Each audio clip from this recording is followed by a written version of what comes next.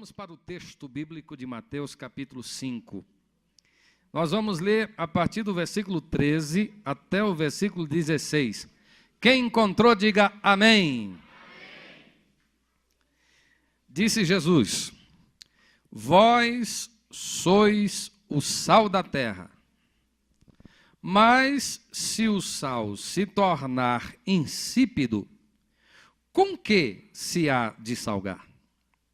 Para nada mais serve, senão para ser lançado fora e pisado pelos homens. Vós sois a luz do mundo. Não se pode esconder uma cidade edificada sobre um monte. Nem se acende uma lâmpada e se coloca debaixo de uma vasilha, mas no candelabro, e ilumina a todos os que estão na casa. Assim resplandeça a vossa luz diante dos homens, para que vejam as vossas boas obras e glorifiquem a vosso Pai que está nos céus. Amém? Jesus nos compara a duas coisas extremamente necessárias à vida: sal e luz. E o que será que ele quer dizer para nós esta noite? Nós não vamos fazer aqui um estudo bíblico. Nós vamos bater um papo. Porque existe uma pergunta que todo crente devia responder. Eu sou crente para quê? Para ir morar no céu? Boa. Só isso. Ô pastor, mas ir morar no céu é tudo. É tudo depois que a gente partir. Mas enquanto estiver aqui, a gente se esquece que a gente só vai morar no céu depois que morrer. Claro que se Jesus demorar aí mais uns 100 anos, já passou vocês tudo, só ficou eu aqui para ser arrebatado. Mas se ele pode vir hoje, amém. Eu vou repetir porque eu peguei de surpresa, né? Ele pode vir hoje. E se ele vier hoje, nós vamos subir. Vamos subir, vamos para o céu. Aí a gente não morre. Mas se ele demorar um pouco mais, a gente vai morrendo. Você vai morrer, eu vou morrer, vai morrer todo mundo. Ninguém escapa da morte. Nos tornamos mortais no Éden e só nos tornaremos imortais no arrebatamento. Por enquanto, somos mortais e a gente morre e pronto. Não tem para onde correr. A questão é que Deus não nos chamou apenas para ir morar no céu. Deus nos chamou para sermos sal e luz. O céu não precisa de sal e nem precisa de luz, porque a glória do Cordeiro ilumina. Quem precisa de luz é o mundo, quem precisa de sal é o mundo. Jesus diz: vocês são o sal da terra e a luz do mundo. Então Deus nos chamou para uma vida útil sobre a terra. Diga para a pessoa que está do seu lado: Deus te chamou para uma vida útil sobre a terra.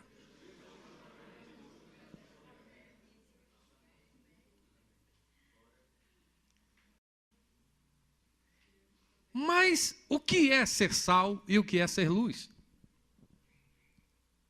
Porque Jesus começa fazendo uma afirmação, depois ele faz uma pergunta e depois ele faz outra afirmação.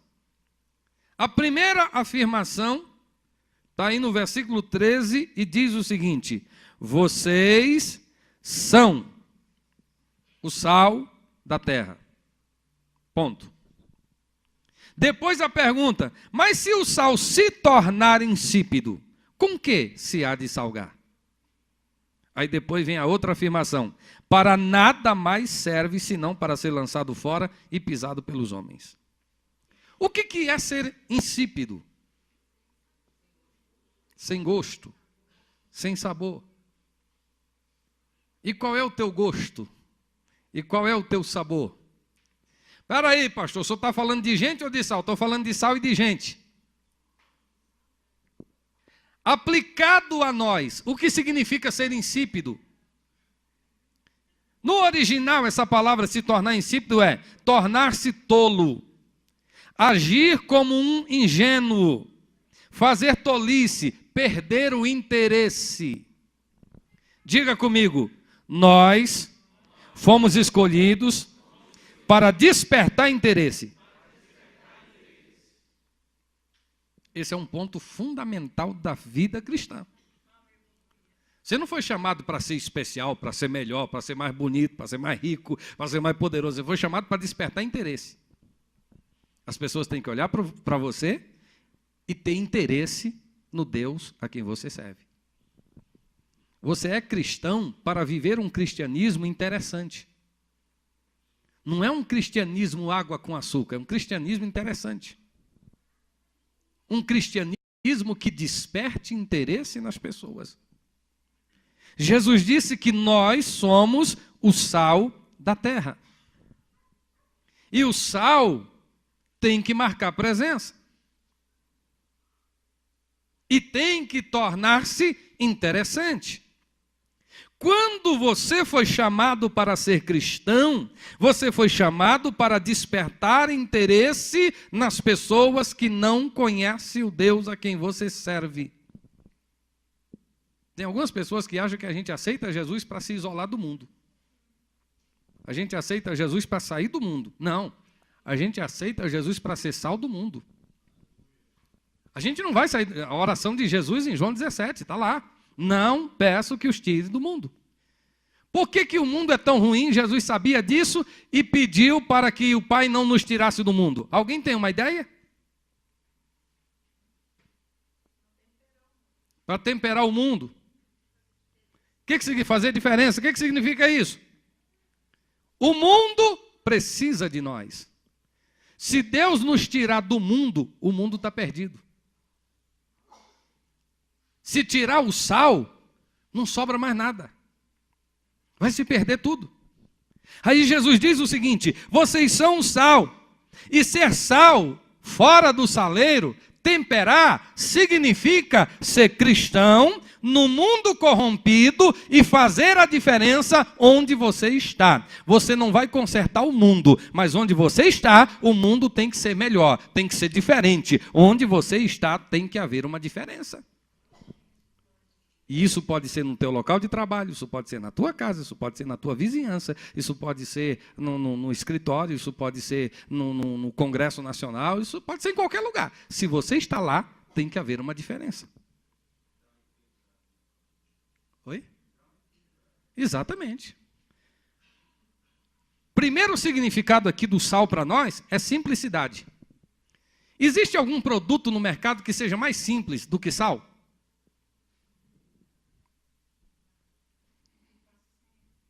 Ninguém passa sem ele, mas tem alguma coisa que seja mais simples do que ele? Sal não chama atenção. Você já viu alguma promoção de sal?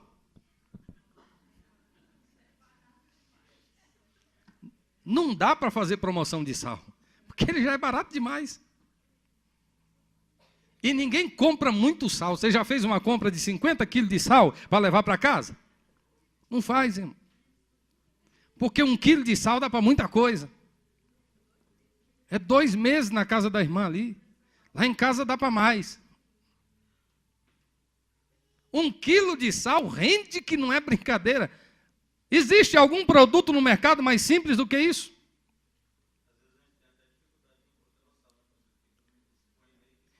Eles não colocam num lugar visível. Porque você nunca esquece do sal. E quando esquece, volta lá. Volta. Você chegou em casa com a compra. Ih, esqueci do sal. Volta lá, menino. Vai buscar 1 quilo de sal. Sempre sobe por menino. Aí o menino vai buscar. Aí chega lá, procura, revira tudo. E aí depois chega para o dono da venda. Ih, venda é uma palavra antiga, né? Nem se usa mais. Chega para o dono da venda e diz: escuta, não tem sal aqui não? Tem, ó, você vai nesse corredor, lá no final, debaixo da prateleira, você pode olhar que tem lá uns pacotes de sal. Não fica à mostra, não tem promoção, não tem propaganda. Você já viu alguém fazendo uma propaganda de sal na televisão? E a gente não vive sem ele, mas ele é tão comum, tão simples, tão popular, que não precisa propaganda. Jesus, quando disse, vocês são sal, ele disse, vocês não serão pessoas que serão elogiadas, bajuladas, promovidas. Ninguém vai fazer propaganda de vocês, não. Quando encontrar um crente na rua, eles vão dizer, há um crente ali. Não passam sem vocês, mas não vão ficar fazendo propaganda de vocês, não. E se você ler o Sermão da Montanha todo, você vai descobrir que Jesus, logo no início, aqui um pouquinho antes desses versículos, ele diz, olha, se começarem a falar bem de vocês, fazer muita propaganda de vocês, fiquem tristes. Se alegra não. Sal é uma coisa que a gente não passa sem ele, mas ninguém quer ganhar 1 quilo de sal de presente. O dia do aniversário, alguém chega e te dá um pacote de sal. Imagina, Djalma, 1 quilo de sal de presente para o Djalma. Como é o Djalma, ele vai rir. Mas se é um camarada mais sangue quente, ele vai reclamar. Porque ninguém quer. É uma coisa comum demais, simples demais.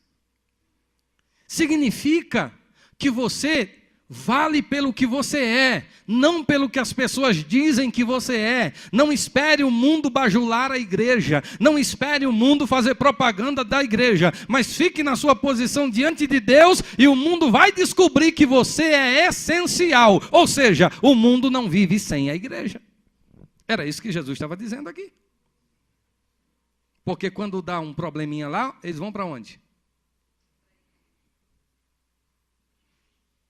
Eu não gosto de crente, eu detesto crente, eu odeio crente, crente é tudo vagabundo, pastor é tudo ladrão, ninguém vale nada, é um bando de safado, mas no dia que o médico diz, você vai morrer, não posso fazer mais nada por você, aí procura os crentes, porque acredita que no meio desse povo exista a solução, e como de fato existe a solução, porque Deus está no meio desse povo, a coisa muda, e de vez em quando a gente encontra um que falava mal de crente e virou crente, e dos mais chatos ainda, você quer saber. Por quê? Porque a igreja é essencial para o mundo.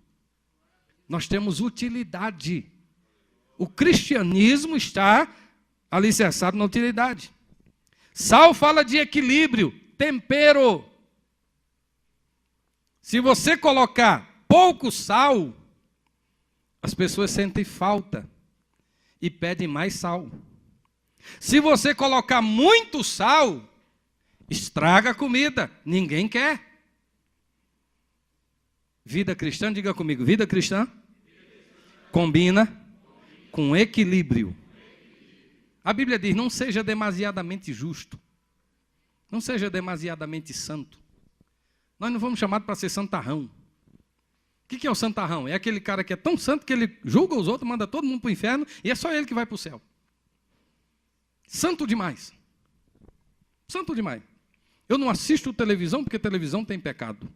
Eu não ouço rádio porque no rádio tem pecado. Eu não leio jornal porque jornal tem pecado. Eu não como na casa dos meus amigos que não são crentes porque lá tem pecado. Eu não congrego nessa igreja porque essa igreja é liberal. Eu não durmo se não for abotoado as mangas, os punhos e o pescoço, porque se Jesus vier e eu não estiver bem vestido, eu não subo. Quem é que quer ser crente desse jeito?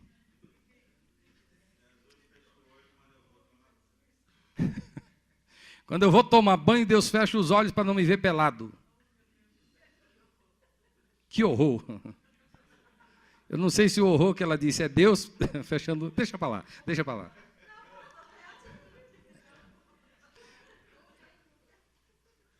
Gente, salgado não dá. Se você é santo demais, a primeira pessoa a ser prejudicada é você. Sabe por quê? Porque todo mundo erra. E no dia que você cometer um erro, você vai ser tão duro com você como você é com os outros. E o cara que é santo demais, pastor Djalma, no dia que ele comete um pecado, ele se desvia, porque ele diz, bom, agora eu estou perdido, não tem mais jeito para mim. Porque ele entende o seguinte: eu cometi um erro e esse erro é fatal. Deus não vai me perdoar, ninguém vai me perdoar, eu estou perdido. É melhor ir para o mundo mesmo. Aí vai. Está cheio de gente que era santo demais dentro da igreja, se desviou e nunca mais volta. Por quê? Porque na cabeça dele, ele é totalmente indigno por causa do seu pecado.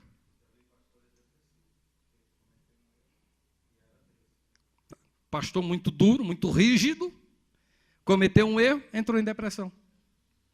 Porque esse cristão salgado, ele não aprendeu ainda a graça. Não entendeu o que é graça.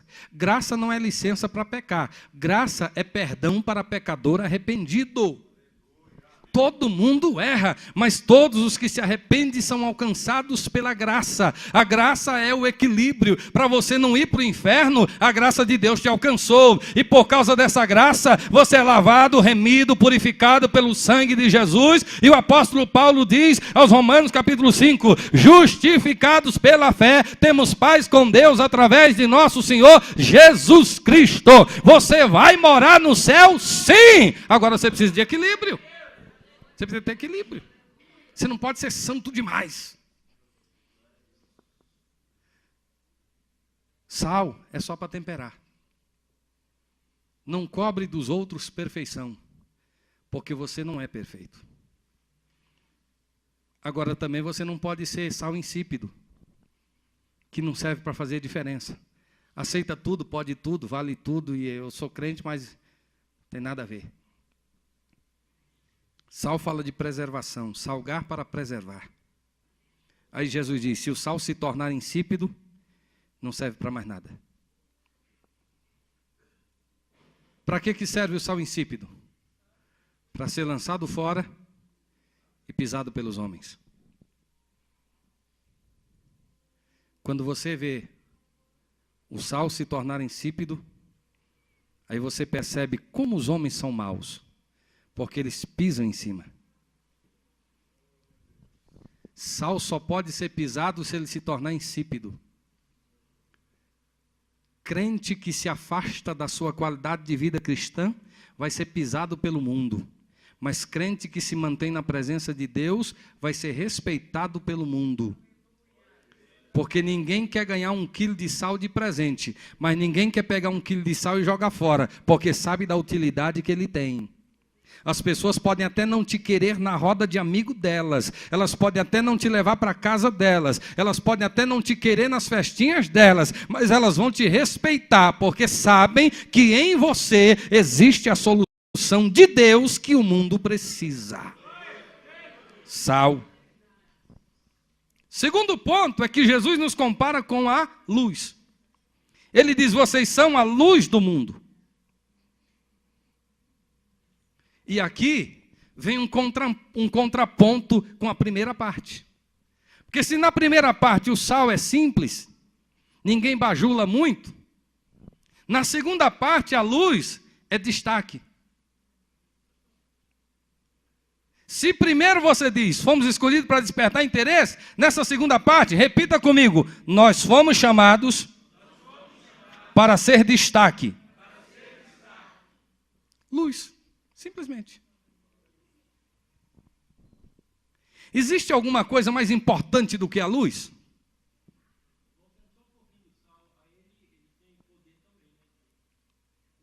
Sim, o sal tem o seu poder.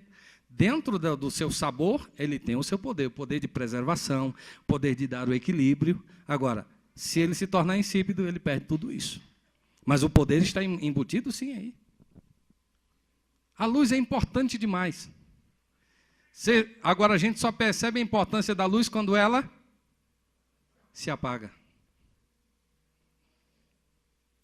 Continuando aí nos presentes do pastor Djalma. Pastor Djalma fez aniversário e nós vamos dar de presente para ele uma lâmpada de 40 watts.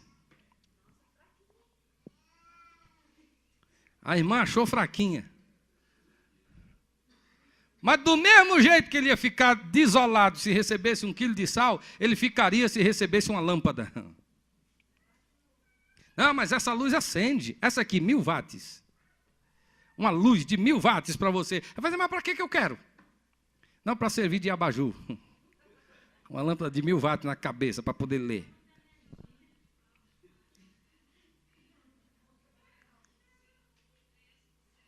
Detalhe, nós não somos a luz, nós somos a lâmpada. Mas o mundo nos vê como luz, por quê? Porque você não diz, a lâmpada está acesa, você diz, a luz está acesa. Só que essa lâmpada só tem luz se ela estiver conectada. E o crente só brilha se estiver conectado com Deus. A luz que há em nós chama-se Jesus. Ele diz, eu sou a luz do mundo. Aí depois diz, e vocês também são. Por quê? Porque a luz que há em mim, disse Jesus, brilha em vocês. Agora, é simples, é comum, em qualquer lugar do mundo as pessoas sabem o que é luz, mas ela tem o poder de ser um referencial. Luz é referência. É por isso que existem os faróis, para que os navios tenham uma referência. Se você estiver num lugar muito escuro e alguém acende uma luz, aquela luz se torna referência. Não se perde. Quem tem uma luz para seguir, não se perde. Está vendo o tamanho da sua responsabilidade? Se você for uma luz acesa, quem anda com você não se perde.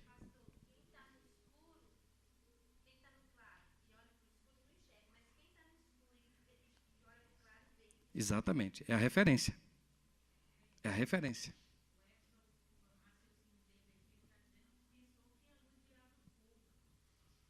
O fogo tem luz. E a luz do fogo também serve de referencial. O fogo também está ligado. E quando você vai para a Bíblia, Everson, o fogo na Bíblia é símbolo do Espírito Santo. E a luz também é símbolo do Espírito Santo. Então, teu raciocínio está correto. No nosso caso aqui, o fogo e a luz estão intimamente ligados. Pode aplaudir, que Jesus é bom. Deixa eu dizer uma coisa para você. A referência que você se torna para o mundo quando aceita Jesus como Salvador é a referência que pode salvar uma vida. Saiu até um glória a Deus aqui, bem baixinho, mas saiu. Você é uma referência que pode salvar vidas. E se você não se comporta como tal, imagina o Deus que te chamou, como é que se sente. Porque tem muito crente por aí, tomara que não tenha por aqui, mas se tiver por aqui, não é novidade também, infelizmente. Mas tem muito crente que está servindo de referencial de morte e não referencial de vida. Tem muita gente dizendo, eu não quero ser crente não, por quê? Porque eu fiz um negócio com um crente e me dei mal. Eu não quero ser crente não, por quê? Porque eu tenho um crente que é meu vizinho e está arrumando problema para mim. Eu não quero ser crente, por quê? Porque eu conheci um crente, mas ele só era crente na igreja. Fora da igreja ele era pior do que eu. Tem gente que diz assim, para ser crente igual a isso aí, crente desse aí o inferno está cheio. Sendo referencial de morte. Você sabe por quê? Porque quando você entra aqui nesse templo, lá na porta tem duas lâmpadas. Uma acesa e outra apagada. A que está apagada é porque queimou. Aí pegaram a lâmpada queimada e colocaram de volta no lugar e deixaram lá queimada. Mas eu vou trocar essa lâmpada essa semana para resolver esse problema. Mas quando você chega na porta do templo ali, na nossa igreja ali, o que chama mais atenção é a lâmpada que está queimada, não é a que está acesa. Se você chegar num lugar e tiver 200 lâmpadas e uma delas estiver queimada, você vai perceber um pontinho mais escuro e os seus olhos vão direto para lá. A lâmpada queimada chama tanta atenção que se tiver uma acesa do lado e uma queimada do outro, você olha para a que está queimada. E você não sai comentando e dizendo, olha, você viu aquela luz acesa do lado, que brilho perfeito daquela luz? Você não diz, mas aquela que está queimada, você diz, mas que coisa, hein? A luz queimada bem do lado da outra ali, o ambiente estava meio escuro. Você comenta da lâmpada queimada. É por isso que quando você tem um crente dando bom testemunho e um outro dando mau testemunho do lado, as pessoas só falam do que está dando mau testemunho. Por quê? É uma lâmpada que não acendeu. Aí as pessoas dizem, ah, mas na minha igreja pode. E tem gente que acha que é o pastor que libera e o pastor que proíbe. Não, o pastor não falou, então está liberado. O pastor falou, está proibido. Não, irmão, não é o pastor que proíbe, não é o pastor que libera, não é o pastor que autoriza, não é o pastor que desautoriza. Quem autoriza e quem desautoriza é a palavra de Deus. A tua luz não vai brilhar pelo que eu penso, a tua luz vai brilhar pelo que a palavra de Deus é. É melhor você seguir o que está na Bíblia, senão a tua lâmpada não estará acesa. E aí deixa eu perguntar para você que tem lâmpadas em casa. Quando uma delas queima, o que você faz com ela? Troca, só? Ah, joga fora. Quando fala troca, joga fora, mas tem coisa que você troca e guarda. A lâmpada ninguém quer guardar, a lâmpada queimada para quê? Se você trocar uma lâmpada de menos potência por uma de maior potência, aquela ali que está boa você guarda. Uma hora você vai precisar dela. Mas se ela estiver queimada, você troca e joga fora. Você não quer, é lixo, é entulho. Eu não vou dizer que tem crente por aí que é lixo e que é entulho, senão vão me interpretar mal, mas tem. Não vou dizer que tem, mas tem.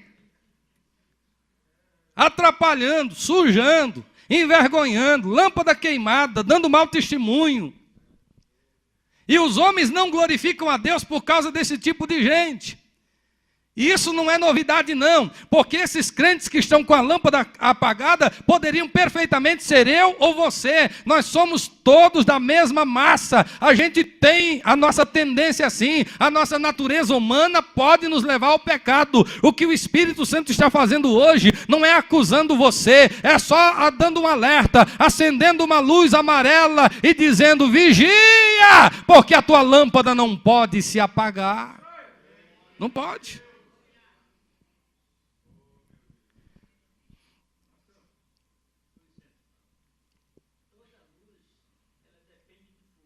Sim, exatamente. O fogo é a origem da luz.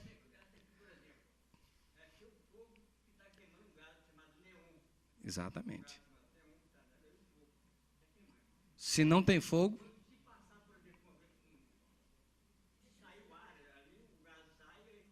o fogo apaga e não tem mais luz. Exatamente. O fogo é a origem da luz. A questão toda é que, no nosso caso, esse fogo representa quem? Espírito Santo. Irmão, a gente tem que voltar a ter um relacionamento mais pessoal com o Espírito Santo. A gente tem que clamar ao Espírito Santo, tem que se relacionar com o Espírito Santo. Nós temos que voltar a pregar mais, fazer seminários sobre o Espírito Santo. A gente tem que conhecer a pessoa do Espírito Santo. Eu já disse para vocês, a gente diz, Jesus está aqui, tudo bem, não é pecado dizer, mas de acordo com a Bíblia, quem está aqui é a pessoa do Espírito Santo. Jesus está no céu, assentado à direita do Pai, intercedendo por nós. Quem mora em você e quem habita aqui neste lugar, quando a igreja se reúne, é o Espírito Santo. É Ele que nos ensina, é Ele que nos guia, é Ele que acende a nossa luz, é Ele que ajuda nas nossas fraquezas, é Ele que nos dá dons, é Ele que nos dá ministério, é Ele que nos ensina a orar. É o Espírito Santo. O fogo que faz a nossa luz brilhar é o Espírito Santo.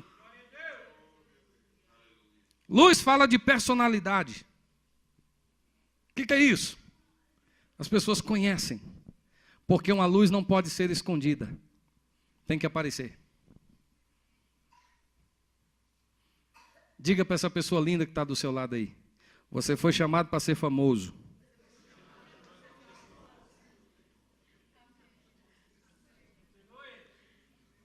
Que dia que eu vou aparecer na Globo? Talvez nunca. Mas você vai ser famoso. Na tua rua. Na tua família.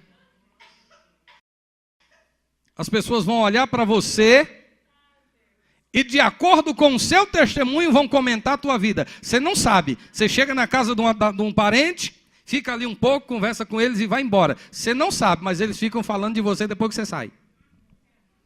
Está vendo? Aquela mulher chegou aqui e, olha, eu vou dizer uma coisa para você. Ela é crente. Não anda nas nossas festinhas, ela é crente.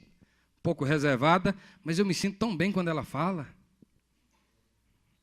Ó, aquele camarada ali é homem de Deus. As pessoas comentam a seu respeito. Eu estava um dia na faculdade e começaram a dizer falar sobre preconceitos, e aí colocaram o título de pastor na conversa. E um aluno disse: todo pastor é ladrão. E o outro disse: é verdade. A professora perguntou: vocês não conhecem nenhum pastor honesto? Um cidadão levantou e disse: eu conheço. Ela disse: quem? Disse: o meu amigo Feitosa aqui. Esse é homem de Deus. Eu glorifiquei tanto a Deus, falei até em língua estranha, para dentro, para eles não acharem que eu estava doido. Ele disse: esse aqui é o homem de Deus. Aí o colega que tinha dito que todo pastor era ladrão: ô Feitosa, desculpa. Digo: não, já está desculpado. Apareceu um para dizer que eu era um homem de Deus. E por infinita bondade e misericórdia de Deus, eu tive o privilégio de orar por quase todos os alunos daquela turma. Porque quando eles tinham qualquer problema, diziam: Feitosa, me ajuda aí, eu sei que tu é um homem de Deus. Irmãos, Deus nos chamou para sermos uma personalidade. Jesus disse o seguinte: ninguém acende uma lâmpada para colocar debaixo da mesa. Quando acende lâmpada é para colocar em cima do velador. Para quê? Para alumiar a casa? Não, para alumiar os que estão na casa. As pessoas precisam dessa luz. O mundo precisa dessa luz. Os teus familiares precisam dessa luz. Os teus vizinhos precisam dessa luz. A tua comunidade precisa dessa luz. Riacho Fundo 2 precisa dessa luz. A igreja precisa brilhar, porque o mundo precisa dessa luz. Aí Jesus diz: vocês são a luz. Outra coisa linda aqui. Luz fala de autoridade. Qual é a autoridade da luz? A autoridade da luz é plena. Sabe por quê? Porque quando acende a luz, a primeira coisa que acontece é que as trevas vão embora. Essa é a primeira coisa. Você entendeu?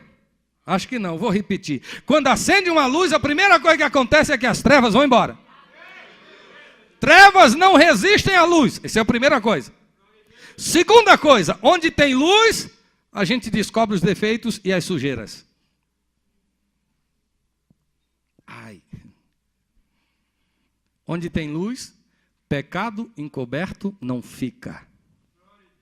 Fica não, porque tem luz. Se você acender a luz, você começa a ver onde estão os problemas. E por que a gente vê os defeitos? Para corrigir. Para corrigir. Uma das coisas mais fantásticas da Bíblia é que a Bíblia fala de homens, muitos homens. E de todos eles a Bíblia apresenta os pontos positivos e os pontos negativos. José, um tipo de Cristo. Ponto positivo: um homem que sonhava os sonhos de Deus. Ponto negativo: um menino fofoqueiro que falava mal dos seus irmãos para o pai. Jacó, ponto positivo: era um homem temente a Deus. Teve um encontro com Deus no Val de Jabó, que se tornou Israel. Ponto negativo: o próprio nome já dizia, ele era trapaceiro. Abraão, ponto positivo: um homem de fé. Ponto negativo: medroso. Foi covarde ao ponto de dizer para a esposa: diga que você é minha irmã, porque se disser que é minha esposa, eles me matam. Ele, para salvar a pele, botou a mulher na fogueira. Acho que as irmãs não iam querer ter um marido desse, exceto pelo dinheiro que ele possuía. Moisés, virtude: o homem mais manso da terra. Defeito: cabeça dura. Feriu a rocha quando não era para ferir. Teimoso: morreu por causa da teimosia. A Bíblia apresenta virtudes e defeitos de todos os homens. O único homem que a Bíblia não apresenta defeito dele é porque ele não tinha. Ele não era só homem, ele era 100% homem, 100% Deus. Jesus, o Cordeiro de Deus que tira o pecado do mundo. Mas sabe por que a Bíblia apresenta os defeitos dos homens? É porque esses homens andaram com Deus. E não tem jeito de andar com Deus sem que os teus defeitos sejam descobertos. Porque Deus é luz e nele não há treva alguma. Então não se aproxima de Deus esperando elogio, beijinho no rosto, tapinha nas costas. Não, se aproxima de Deus esperando correção também. Porque todos os que se aproximam de Deus, os seus defeitos vêm à tona. Não tem um que possa chegar diante de Deus e dizer: Deus, eu estou aqui, eu sou perfeito, eu sou bom, eu sou santo. E ele vai dizer: bom, gostei de você, você é do jeito que eu queria. Não. Mancebo de qualidade. Ele chega para Jesus e diz: o que eu faço para entrar no céu? Jesus diz: guarda os mandamentos. Quais? Aí ele começa. Jesus diz: não matarás, não furtarás, não dirás falso testemunho, honra teu pai e tua mãe. E ele diz: ah, é isso aí? Eu guardo isso desde a minha mocidade. Esperou Jesus dizer: está salvo. Mas ele estava diante da luz. E a luz passou pelo exterior, vasculhou a mente e chegou no coração, lá num cantinho que ele não deixava ninguém entrar. A luz de Jesus entrou e disse: você tem um probleminha escondido aí. Tu é um bom crente, mas é avarento. Teu coração está na riqueza. Vamos resolver isso aí? Vende tudo que você tem e dá aos pobres. Porque se você der para os pobres, daqui a 15 dias não tem mais nada. Sua riqueza vai voar. Dá tua riqueza para os pobres. Aí você vem e me segue e eu te dou um tesouro no céu. O rapaz saiu. Por quê? Porque tinha muitas riquezas. Só por isso? Não. É porque aquilo que a luz revelou era verdade. No coração dele tinha um probleminha chamado avareza. É por isso que a gente vem para o culto, ouve uma palavra dessa e diz: ah, essa aí foi para mim. Tem uns que até dizem: alguém contou minha vida para o pastor. Já aconteceu com você? Comigo já. Pastor prega e a gente diz: ih, alguém contou minha vida para ele. Aquela mensagem foi toda para mim. Sabe o que é isso? É a luz que acende. E quando a luz acende, onde tiver um defeito aparece. Mas os teus defeitos aparecem diante da luz, não é para que você seja envergonhado, é para que os teus defeitos sejam corrigidos, porque o maior desejo de Deus é que a nossa vida seja como a luz da aurora, que vai brilhando mais e mais até ser dia perfeito. Vai chegar um dia em que nós estaremos na luz perfeita do Senhor, e não haverá nenhum defeito para ser mostrado. Esta é a nossa esperança. Luz fala de autoridade, autoridade para revelar os defeitos, autoridade para expulsar as trevas. Luz fala de orientação. Orientação é diferente do referencial. Referencial é você saber onde tem a luz. Orientação é você seguir a luz. A estrela de Belém foi uma orientação, não foi um referencial. Eles seguiram a estrela. E quando a estrela parou, eles pararam também, lá estava o menino. Orientação. Sabe o que é orientação? É ajuda na tomada de decisões. É você dirigir as pessoas. Nós não fomos chamados para simplesmente ir para o céu. Nós fomos chamados para levar as pessoas para o céu. Foi para isso que Deus nos chamou. Eu li num livro uma vez uma ilustração que eu achei interessante. O escritor dizia: eu tive um sonho. Nesse sonho havia uma lagoa muito grande. Na margem da lagoa havia uma cruz. E de repente um homem que estava se afogando conseguiu chegar à margem e abraçou o pé da cruz. E eu fiquei muito emocionado com aquele sonho. Até o dia que eu tive um segundo sonho, dizia o escritor. Nesse segundo sonho eu via a mesma lagoa, a mesma cruz e uma pessoa se afogando. Mas quando ela ia saindo da água, com um braço, com uma mão ela abraçava o pé da cruz, e com a outra mão ela trazia um outro náufrago que também estava com ela, outra pessoa que também estava se afogando, e ele conseguiu salvar. Você não foi chamado só para ser salvo, você foi chamado para salvar vidas. Você foi chamado para agarrar o pé da cruz, mas para levar pessoas consigo. Nós fomos chamados para orientar o mundo. Luz fala de identidade. Identidade, sim, identidade. Porque o texto diz que Deus, a Bíblia diz que Deus é luz. E o texto que nós lemos diz: vós sois a luz. Por que eu sou luz? Porque Deus é luz. Porque eu sou filho de Deus. Porque eu estou conectado em Deus. E a luz de Deus brilha em mim. A minha identidade é a luz que brilha em mim. A minha identidade não é a minha credencial de pastor. A minha identidade não é a minha carteira de membro. A minha identidade não é a igreja que eu congrego, nem o pastor que eu estou cooperando com ele. A minha identidade é a luz que brilha em mim. As pessoas vão olhar para você e vão dizer, esse aí é crente. Já aconteceu com você de estar numa parada de ônibus e alguém chegar e perguntar, você é crente? Aí você diz, sou. Aí a pessoa diz, logo vi. Viu o quê? Ela não sabe explicar. Mas você sabe. A luz brilhou e ela percebeu quem era você. Mas também tem um outro lado. Eu não vou perguntar se já aconteceu com você. Comigo já aconteceu. Graças a Deus faz muitos anos que isso não acontece mais, mas já aconteceu. De alguém dizer, mas você é crente? E crente pode falar isso. Eu era adolescente. Até hoje eu me lembro dessa pancada que eu levei. E crente fala isso? Sabe por quê? É porque a luz está apagada. E as pessoas se incomodam quando a tua luz se apaga.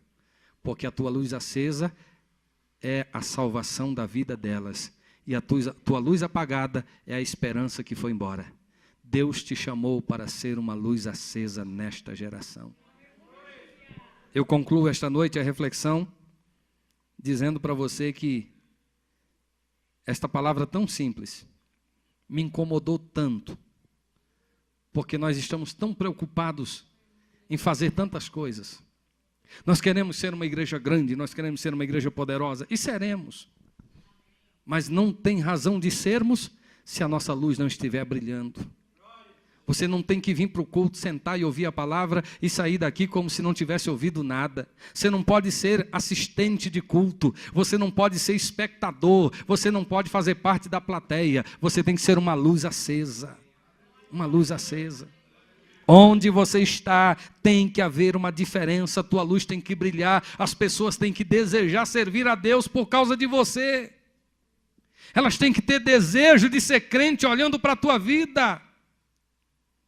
Não é o que o pastor diz que salva as pessoas, é o teu testemunho que leva as pessoas a Cristo. Já disse a vocês de um missionário que desceu no aeroporto, e um dos funcionários do aeroporto disse, eu estou vendo que o senhor é pastor. Ele disse, sou. O senhor pode orar por mim? Por quê? Não, porque eu quero ser crente. O pastor orou por ele e disse, mas por que você quer ser crente? Eu nem preguei para você. Isso é porque tem um piloto aqui que é crente. E ele sempre passa por aqui, eu tenho acompanhado a vida daquele homem. E eu vejo que ele é tão feliz. E se é para ser feliz igual ele, eu quero ser crente também. O piloto não sabia, mas tinha ganhado uma alma para Jesus. Haverá tantas surpresas. Você não sabe quantas almas você levou aos pés de Cristo. Mas pode ser que com o teu testemunho você tenha levado dezenas de pessoas a Cristo. Mas pode ser também que com o teu testemunho você tenha frustrado muitas pessoas. A gente não sabe. Mas pode ser que por causa de um mau comportamento, muita gente tenha se perdido na caminhada. Mas que o Espírito Santo nos ajude. Que Deus tenha misericórdia de mim. Que Deus tenha misericórdia de nós. E que nós sejamos uma igreja conhecida como uma luz que brilha. E que essa luz possa conduzir muitas pessoas aos pés de Cristo.